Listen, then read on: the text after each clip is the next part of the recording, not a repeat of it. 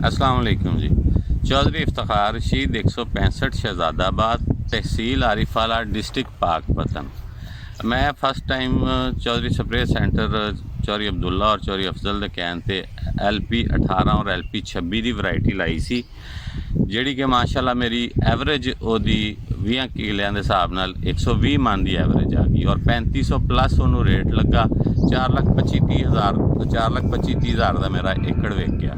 ये बहुत ही अच्छी वैरायटी सी और बहुत ही अच्छा रिस्पॉन्स इसदा मिलिया। ये गार्ड कंपनी की हैगी आ। इस तो अलावा एक असी एक्सट्रा लॉन्ग ग्रेन गार्ड वाले ने सानू लवाई है वैरायटी, वो बहुत अच्छी है। वो 75 दिन तैयार हो जाती है। इंशाअल्लाह वो रिजल्ट भी वो कह रहे हैं कि बहुत अच्छे आएंगे और नैक्सट ईयर वह असी करके रिजल्ट तुहानू जरूर दसांगे। सारे जिमीदार भाइयों नू तुसीं इहदे ते कन्वर्ट होवो जिन्नी जल्दी हो सकता है। ये बहुत अच्छिया वैरायटियाँ।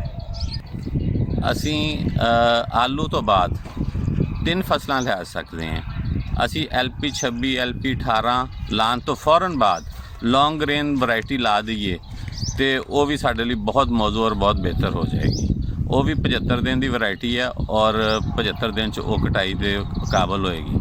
असी इस दफ़ा लाई है, नैक्सट टाइम इंशाअल्लाह वह सीड मार्केट आएगा और जिमीदार लिए इन 3 फसलां कंप्लीट हो जाएगियाँ मुख्तसर टाइम।